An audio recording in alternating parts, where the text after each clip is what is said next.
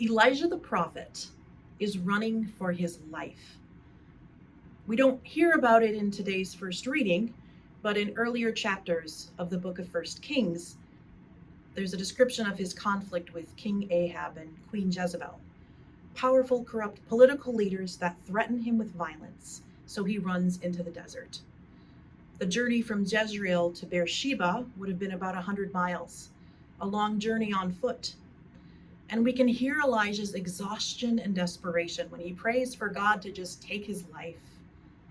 But God responds with care and tenderness, sending an angel with food and drink. And in placing this reading with the section from the Bread of Life discourse, the church invites reflection on how the food given to Elijah prefigures the bread of life, the bread come down from heaven, Christ's own self in the Eucharist.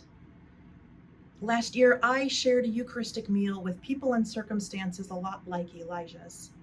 Along with others from the parish where I serve, I spent a week volunteering at the Catholic Charities Humanitarian Respite Center in McAllen, Texas, on the US-Mexico border.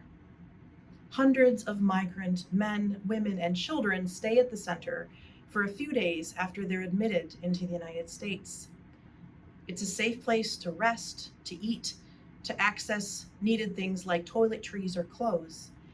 And here asylum seekers make plans to continue their travel, to be reunited with family members waiting to receive them.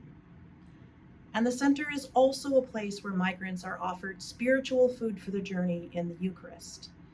One afternoon, 2 Jesuit priests came and celebrated a simple mass in one corner of a large room where migrants rested on mats on the floor.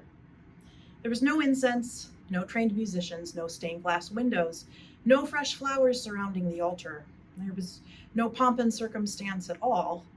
We sat on simple plastic chairs, and the altar was a basic, well-worn folding table. And yet I remember this as one of my most graced experiences of Eucharist. Like Elijah, the migrants are fleeing violence and persecution. Many are running for their lives. And the journeys from Venezuela, El Salvador, Honduras, and other parts of Latin America and the Caribbean are far longer than Elijah's journey to Beersheba. So for me, a white, English-speaking, middle-class American citizen with a pretty comfortable life, sharing in the Eucharistic celebration with them was a powerful reminder of the Eucharist as a sacrament of unity. Those of us gathered spoke different languages, had different ethnic identities, came from different countries, and we were headed to different destinations. We ranged from babies held in arms to elders in their 80s, and we were all equals in the Eucharistic procession.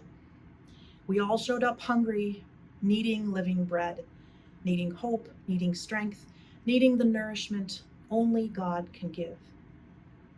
When you next receive Jesus in the sacrament, join me in giving thanks for the unity we share with people around the world.